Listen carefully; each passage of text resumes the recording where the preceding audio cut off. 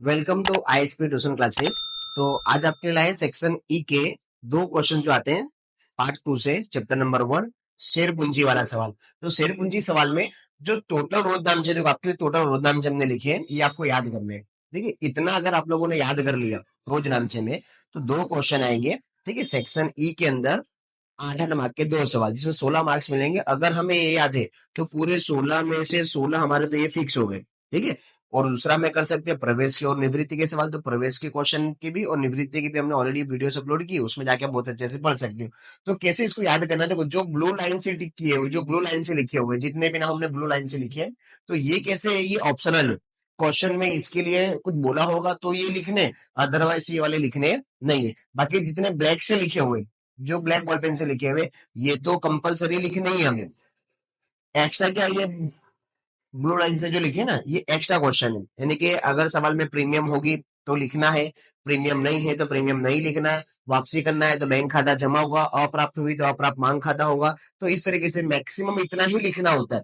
इतना भी अगर हमने याद कर लिया तो 16 में से कितने मार्क्स मिलेंगे, 16 मार्क्स। तो देखो किस टाइप के क्वेश्चन आएंगे, एग्जांपल ऐसे नॉर्मल हमने क्वेश्चन लिखे हुए अपने हिसाब से, बुक के क्वेश्चन नहीं। ठीक है, तो कैसे पहले एक समझते सवाल को, जैसे कि कोई कंपनी ने 3 लाख के अपने शेयर प्रकाशित किए जिसका भाव 10 रुपए है और प्रीमियम कितने रुपए, 30 रुपए। तो 30 रुपए प्रीमियम आवेदन और आवंटन के समय मंगवाएगी 12 रुपए और 23 रुपए। तो 2 रुपए उसमें हो गए पूंजी के और 10 रुपए किसके हो गए, हमारे प्रीमियम के। 23 रुपए है उसमें 3 रुपए पूंजी के और 20 रुपए किसके हो गए, प्रीमियम के। पूंजी के 3 रुपए और अंतिम भाग में कितने रुपए, 2 रुपए। 3 और 2 5, 5 और 3 8, 8 और 2 कुल मिला के कितने हो गए, 10 रुपए। और प्रीमियम के 20 + 10 30 रुपए प्रीमियम के। तो ऊपर ये रकम मैच हो जानी चाहिए। अब कोई व्यक्ति होगा जिसको हमने 1000 शेयर आवंटन किए थे, उसने प्रथम और अंतिम मांग के नहीं भरी, और एक अदर व्यक्ति था जिसने 500 शेयर भरे हुए नहीं, इन सबके शेयर क्या करें, हमने जब्त कर लिए और जब्त करके दोबारा बेचे। अगर सवाल सिर्फ अप्राप्त वाला होता, दोबारा बेचने वाला सवाल ना है, यानी कि पुनः प्रकाशित करना नहीं है, तो सिर्फ ये वाले रुद्रांश लिखने होंगे हमें। अगर उसको जब्त करके दोबारा से बेच दिया तो बेचने के दो तरीके, या तो वो कम भाव में बेचेगा यानी कि बट्टा से बेचेगा, या तो कैसे बेचेगा, ज्यादा भाव में यानी कि प्रीमियम से बेचेगा। ठीक है, तो अगर हम लोग बेचते हैं तो फिर ये वाले रोजनाम से याद रखने। तो सिंपल वाले सवाल के लिए ये वाले रोजनाम से याद रखने, और जब्त करके पुनः प्रकाशित करना तो उसके लिए ये वाला है। तो देखो किस टाइप का होगा, अगर सवाल के अंदर प्रीमियम दी गई है, क्या दी गई है हमें, प्रीमियम। देखो सवाल में प्रीमियम है और यहाँ पे हमने क्या लिखी हुई, प्रीमियम लिखी हुई है।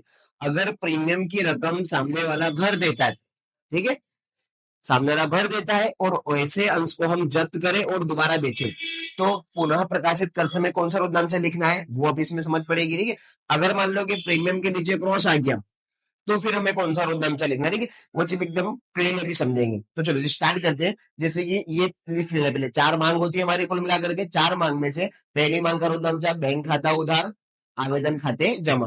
फिर जिसको जमा करा दूसरे में कर देंगे उसको उधार, आवेदन खाता उधार और पूंजी खाता जमा। अब ये दोनों ब्लू बॉल पेन से ली गई, ये प्रतिभूति प्रीमियम और बैंक खाता। क्वेश्चन में बैंक खाता कब लिखना है, जितने अंश हमने प्रकाशित किए हो, अगर उससे ज्यादा का हमें आवेदन मिल जाए तो बैंक खाता जमा करना पड़ेगा, अदरवाइज बैंक खाता लिखना नहीं है। प्रतिभूति प्रीमियम तब लिखना है जब आवेदन के अंदर प्रीमियम का नाम दिया गया हो। तो देखो प्रीमियम का नाम है, यहाँ पे क्या लिख देंगे, प्रतिभूति प्रीमियम खाते जमा। आज हमने दूसरा उदाहरण से किस पाएंगे, हम आवंटन में तो सेम, आवंटन खाता उधार। याद कैसे रखेंगे, जब जब हम मांग उधार करेंगे, ये 4 नाम हमारी मांग है, मांग जब जब उधार में होगी तो पूंजी खाता क्या कर देना है, जमा कर देना है। तो पूंजी खाता जमा होगा तो साथ में नाम किसका आता है, हमेशा प्रीमियम का। लेकिन सवाल में होना चाहिए, देखो यहाँ प्रीमियम है, दी गई है प्रीमियम, तो यहाँ पे प्रीमियम खाता क्या हो गया, जमा हो गया। अब आवंटन के पैसा मंगवाएंगे तो पैसा कहाँ पर आता है, हमारी बैंक में, तो बैंक खाता उधार। और ऐसा हो सकता है कि किसी ने पैसा ना भरा हो आवंटन के अंदर, अगर नहीं भरा होगा तो फिर क्या लिखना पड़ेगा, अप्राप्त मांग खाता उधार। जैसे इस वाले सवाल में हमने एग्जांपल लिया है समझने के लिए, यहाँ पर किसी ने ऐसा नहीं कि किसी ने पैसा नहीं भरा, यहाँ सबने पैसा भर दिया, तो फिर एग्जाम में अप्राप्त मांग हमें लिखना नहीं है। इसलिए मैंने ब्लू बॉल पेन से जो लिखे हैं वो ऑप्शन वाले, होगा तो करना है वरना वो लिखना नहीं है। ब्लैक वाले तो कंपलसरी लिखना ही है हर सवाल के अंदर। ठीक है, तो बैंक खाता उधार, अप्राप्त मांग खाता उधार और आवंटन खाते जमा। अब देखो रकम कैसे लिखते हैं, पहले की रकम जो होगी सब यहाँ पे लिखेंगे, जो जमा की रकम है उतार देंगे उधार में। ठीक है, अब बैंक के कितने तुम्हें वापस करने पैसे, जितने शेयर धारकों को वापस करने उसका मल्टीप्लाई करो वापस कर दो, वापस करके आप आगे। अब प्रीमियम देखो सवाल में प्रीमियम कितने रुपए, भाई 10 रुपए। कितने शेयर थे हमारे पास, 3 लाख, उससे गुणा करके उसकी रकम निकाल देंगे। पूंजी के कितने, 2 रुपए, और शेयर से गुणा कर करेंगे उसका आंसर आ जाएगा, सिंपल एकदम। अब यहाँ पे लिखा आवंटन, तो आवंटन के कितने रुपए, मान लो यहाँ पर 23 रुपए, तो उससे गुणा कर करेंगे, यहाँ पे आंसर आ जाएगा। फिर सबसे नीचे का लिखा प्रीमियम और पूंजी, तो प्रीमियम के जैसे कि यहाँ पे कितने रुपए, 20 रुपए, तो उससे गुणाकार करेंगे शेयर का हमारा, तो यहाँ पर प्रीमियम की रकम आ जाएगी, फिर उसके ऊपर हमारी आ जाएगी पूंजी की रकम। अब कैसे लिखना है, यहाँ पे जो नाम उधार में वही नाम नीचे कहां पर होता है, जमा में, तो ये सीधी उधार की रकम का तो उधार देनी है, जमा तरफ उधार देनी है। अब उधार में क्या लिखा हुआ, दो नाम है अप्राप्त, अगर अप्राप्त होगा तो उसकी रकम यहाँ पे लिखो, फिर पूर्व में से रकम घटा के कहां पे लिख दो, ऊपर लिख दो, एकदम आसान। अब सेम ऐसे किसमें करना है, प्रथम मांग में, जैसे ही हमने आवंटन का रुद्रांश लिखते हैं, सेम किसका आता है, प्रथम मांग का, बस जहां पर आवंटन लिखा वहां पे क्या लगा देना है, प्रथम मांग। देख लो आवंटन क्या गया, प्रथम, बाकी एग्जिट कैसा होता रहा, वो लिखा हुआ है सेम, ठीक है।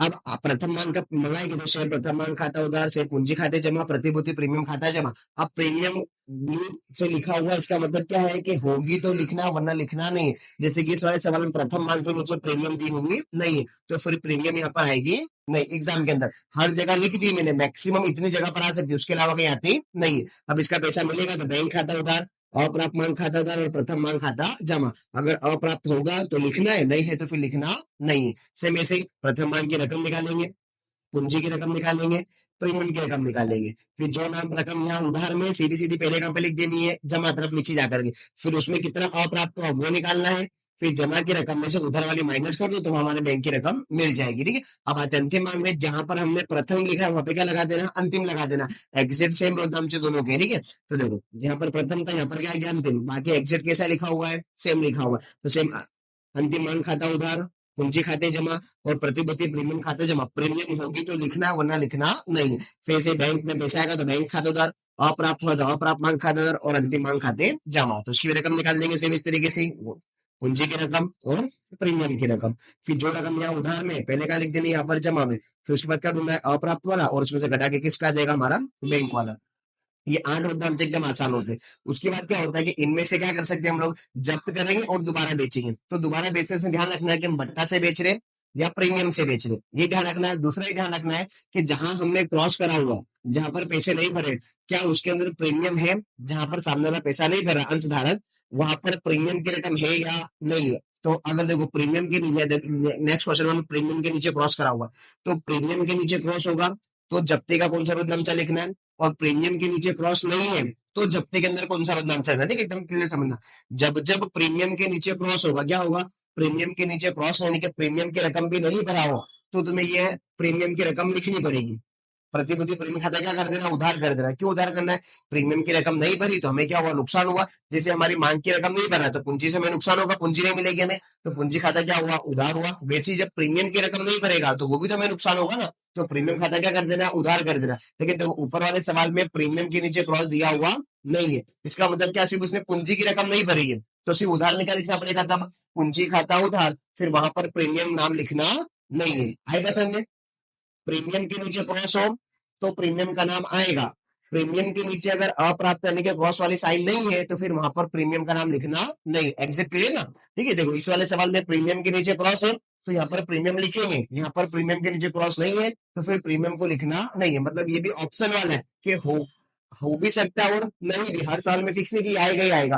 प्रीमियम की रकम अगर भर दी तो फिर प्रीमियम का नाम लिखना नहीं। फिर उसके बाद लिखेंगे शेयर जब्ती खाते जमा, फिर आप लिखा शेयर अप्राप्त, जहां जहां पर सामने वाले पैसा नहीं भरा है उसका नाम यहाँ पे लिखेंगे। जैसे कि यहाँ पर हमने किस किस के लिए पैसा नहीं भरा, प्रथम मांग का और अंतिम मांग का, तो यहाँ पे नाम किसका आएगा, शेयर प्रथम मांग खाते जमा, शेयर अंतिम मांग खाते जमा। अब बेचते समय ध्यान रखना है कि भट्टा से बेच रहे हो कि प्रीमियम से बेच रहे हो। तो बेचने के दो मैंने अथवा करके लिखा, या तो ये रोज नाम से एग्जाम में आएगा या तो ये वाला आएगा। अगर भट्टा से बेचा तो ये वाला, अगर प्रीमियम से बेचा तो ये वाला। तो इसमें ब्लू लाइन नहीं है, मतलब ये कंपलसरी है, या तो ये पूरा पूरा या तो ये वाला पूरा पूरा। अब देखिए दोनों ऑप्शन हमने यहाँ पे बना दिए। भट्टा से बोला हुआ है तो फिर हमें लिखना पड़ेगा ये वाला रुद्रांश भट्टा के लिए।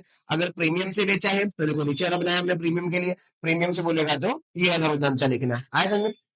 अब रकम निकालेंगे, जैसे कि पहले किसकी निकालेंगे, अप्राप्त वाले की। जितना भी अप्राप्त है यहाँ पे लिख दो, जब्ती की रकम यहाँ पे लिख दो, प्रीमियम की रकम, और यहाँ पर आ जाएगी पूंजी की रकम। कितने में बेच रहे हो वो बैंक में पैसा आएगा। भट्टा कितना, यहाँ पे कौन सी रकम आएगी, भट्टे की रकम। कितना तुमने छूट दी है वो रकम यहाँ पर जोड़ के रकम जमा में। अब यहाँ पे तो भट्टा है ही नहीं, तो यहाँ पे किसकी रकम आएगी, प्रीमियम की रकम आएगी। अब अंतिम माल की रकम किसे निकालते, जो ऊपर हमने जब्ती लिखी है उस जब्ती में से ये वाली जब्ती क्या कर देनी है, माइनस। तो जमा वाले में से उधार वाली क्या करनी, घटा देनी है, और घटा के रकम यहाँ पे लिख देनी है। चलो जब इसमें तो घटा देंगे, इसमें तो जब्ती है नहीं उधार में, नहीं है तो जो जमा की रकम सीधी सीधी का लिख देने की नीचे। आज में इतना। अब ये तो कब कर सकते हैं हम लोग, जितने शेयर हमने जब्त किए हो, जितने शेयर जब्त किए हो उतने ही बेच दो। तो सिंपल होता है कि ऊपर के रकम में से नीचे वाले का कर दो माइनस, ठीक है। बट कभी कभी शॉर्ट क्वेश्चन आते हैं, जैसे कि हमने यहाँ पर 1500 शेयर जब्त किए, पहले वाले क्वेश्चन में कितने शेयर जब्त किए, 1500 शेयर हमने क्या कर लिए, जब्त कर लिए। बट इनमें 1500 की 1500 पूरा प्रकाशित ना करो, उसमें से मान लो मैं 1000 प्रकाशित करूँ, कितने प्रकाशित करूँ, 1000। तो उसकी रकम किसे निकालनी पड़ेगी, लिखना तो सेम से प्रोसेस सेम ही है, बस लास्ट की रकम निकालने का तरीका अलग होगा। अभी हमने क्या सीखे थे कि ऊपर की रकम में से ये वाली क्या कर देनी है, माइनस कर देनी, हमारा आंसर आ जाएगा। लेकिन जब ऐसा हो कि जब्त किए हुए शेयर की संख्या अलग हो और बेचे गए पुनः प्रकाश की गई संख्या कैसी हो, अलग अलग हो, तो उसकी गणना करनी पड़ती है। तो गणना किसे करनी है, सिंपल एकदम तरीका। तो जैसे कि हमने पहले 1500 शेयर जब्त किए, तो उस 1500 शेयर पर हमने कितने रुपए जब्त किए वो पता होना चाहिए। तो हम एग्जाम्पल ले लेते कि 1500 शेयर पर मैंने जब्त किए 3000 रुपए, कितने रुपए जब्त किए, 3000 फॉर एग्जाम्पल, ठीक है। 1500 शेयर पर कितने जब्त किए, 3000। अगर मान लो कि अब मैंने कितने प्रकाशित किए, बेचे कितने, मैंने 1500 ही बेचे। अगर मान लो मैं 1500 ही जब्त करता तो मेरी जब्ती की रकम कितनी होती, इस तरीके से क्रॉस बना लेंगे, फिर क्रॉस मल्टीप्लाई करेंगे तो 3000 गुणाकार 1000 और भागा कर देंगे 1500 से।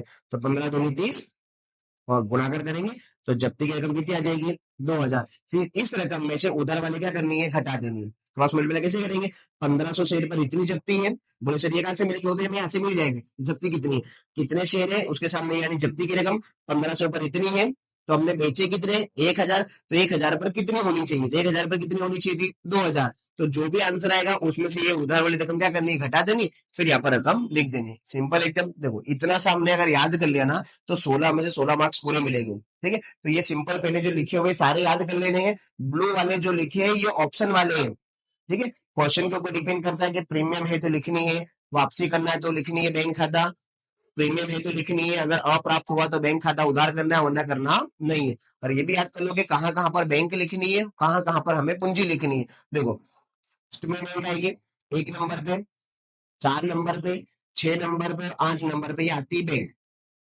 बैंक उधार कहाँ पे करनी है, 1 नंबर पे, 4 नंबर पे, 6 नंबर पे और 8 नंबर पे। क्लियर एकदम। अब पूंजी कहाँ कहाँ पे लिखनी है, पूंजी लिखनी 2 नंबर पे, 3 नंबर पे, 5 नंबर पे, 7 नंबर पे। असल में 2 नंबर, 3 नंबर, 5 नंबर और 7 नंबर पे पूंजी खाता जमा होगा। 1 नंबर, 4 नंबर, 6 नंबर, 8 नंबर पे बैंक खाता क्या होगा, उधार होगा। तो पहले पे बैंक उधार करेंगे तो वहां पर कभी भी अप्राप्त आ सकता नहीं है, ठीक है। तो 4 नंबर पे अप्राप्त आ सकता है, 6 नंबर पे आ सकता है और 8 नंबर पे अप्राप्त आ सकता है। प्रीमियम कहीं भी आ सकती है, 2 नंबर पे भी आ सकती है, 3 में भी आ सकती है, 5 में भी आ सकती है और 7 में भी प्रीमियम खाता क्या हो सकता है, जमा हो सकता है। क्लियर, इतना सिंपल याद करेंगे, ठीक है। और ये वाला तो 8 में से 8 पूरे पूरे मार्क्स मिलेंगे, ठीक है। फॉर्मेट अब इनका किसी को कोई क्वेश्चन में डाउट हो कि सर ये क्वेश्चन मुझे नहीं आता है, आप एक्सप्लेन कर दो, तो कमेंट करना। तो इससे रिलेटेड जो भी क्वेश्चन होंगे आप लोग को क्या करेंगे, हम वो बता देंगे वीडियो के अंदर। तो मैंने इसको ऑलरेडी ना क्वेश्चन डाले हुए अकाउंटेंसी के अकाउंट में, आपको कौन कौन से क्वेश्चन सॉल्व करने हैं, आईएमपी क्वेश्चन। तो उसमें जाओ, उसमें देखो कौन से क्वेश्चन आपको टफ लग रहे हैं। अगर लग रहा है कि क्वेश्चन मुझे नहीं आ रहा है, नहीं समझ पड़ रहा है, तो आप कमेंट करना, उसका एक क्वेश्चन आपको सोल्यूशन करके बता दिया जाएगा, ठीक है।